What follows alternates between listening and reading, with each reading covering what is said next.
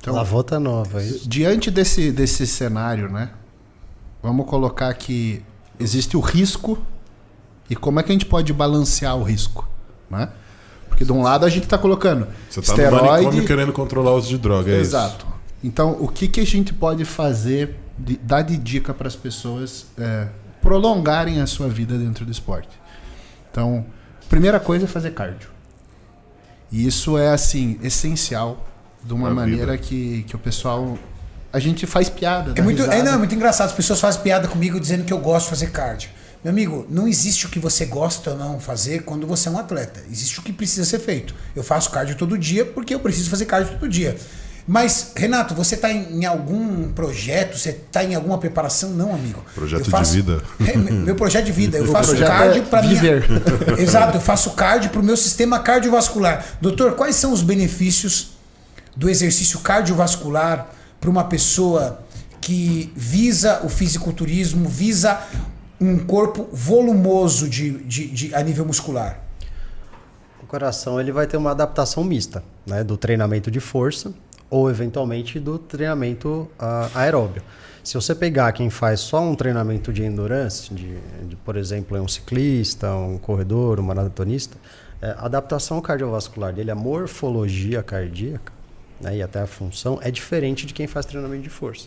Não significa que um é melhor ou pior que o outro. São adaptações que foram geradas segundo o estímulo que foi necessário. Então, para o treinamento de força, eu tenho um quadríceps gigante, totalmente contraído, e que o coração precisa bombar sangue para lá. Então, ele precisa bombar com bastante força. Então, ele vai aprender a fazer isso. É como se você estivesse colocando líquido, né, ou abrir a torneira do seu jardim e apertar o bico da mangueira, né? Vai aumentar a pressão ali do sistema. Esse é um coração de um atleta musculoso. Isso, esse é o coração do fisiculturista, tá? Porque quando você tem a contração muscular a partir de um determinado nível, tipo 40%, vamos dizer assim, da força máxima ali, você tem oclusão dos vasos, né? Então o sangue fica mais difícil de passar.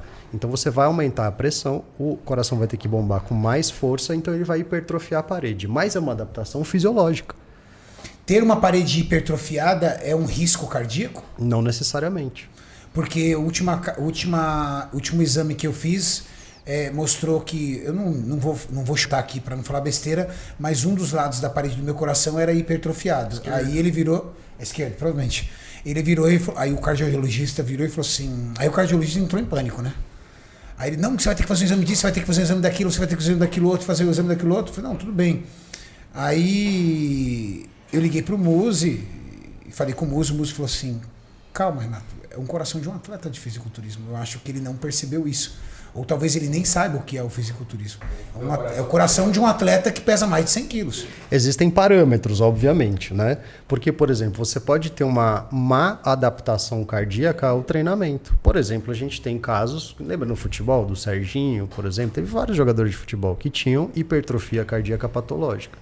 Um dos testes para você ver se aquilo ali é decorrente do exercício, de uma má adaptação, por exemplo, é você destreinar esse atleta. É você parar de treinar, aquela hipertrofia ela regride. Então existem parâmetros. Então o coração do atleta de força vai ser diferente do atleta de endurance. Então existem benefícios dos dois lados. Aqui eu tenho uma potência de bombear o sangue muito mais forte no treinamento de força. E aqui desse lado tem uma capacidade muito maior de fazer circular esse sangue.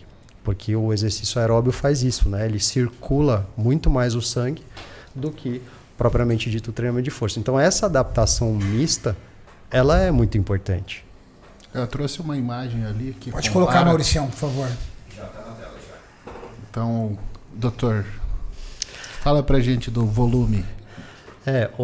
E tá exatamente ali, né? Olha, se você olhar o tamanho das paredes ali, né? Onde tá o carinha agachando ali, vamos dizer, que é o treinamento de força, né? O treinamento contra a resistência, você vai ter um aumento da parede cardíaca, mas você não tem a diminuição do volume das câmaras cardíacas. Então você não tem um prejuízo. A parede é essa partezinha branca. Aí você não tem a diminuição do volume, que é a partezinha rosa, por exemplo, do volume de sangue. Agora, se eu comparar o tamanho dessa câmara cardíaca com o tamanho da câmara cardíaca do corredor ali do lado, rosinha, você vai ver que ela é maior. Porque são adaptações diferentes para estímulos diferentes. Agora, as duas podem ser patológicas. Tem ciclista, por exemplo, que ele tem um batimento cardíaco tão reduzido que ele começa a fazer arritmia. Ele tem uma lentificação, ele tem uma bradicardia, que essa bradicardia pode ser ruim. Né? Então, não é necessário. Então, a adaptação mista, por exemplo, ela pode ser muito benéfica. Você tem o benefício dos dois treinamentos. Né? Então, a adaptação de aumentar a parede cardíaca, isso tem um limite. Porque fala assim, eu vou aumentar a parede cardíaca, isso é ruim. Não, não necessariamente isso é ruim. Isso é uma adaptação, porque o treinamento aeróbio também promove aumento de parede cardíaca. Mas o coração aumenta mais de volume. Porque é uma adaptação necessária para o exercício. Por isso, simplesmente isso. Mauricião, por favor, procura no Google a autópsia do Dallas McCaver. E enquanto você procura, eu vou continuar aqui batendo um papo com eles. Tá, só para encerrar a enquete aqui do Kaminsky, 4.300 votos, 24% já disseram que sim, 76% disseram que não, exame de imagem do coração. A vasta maioria das pessoas, quase 80% das pessoas, nunca fizeram um exame de imagem no coração.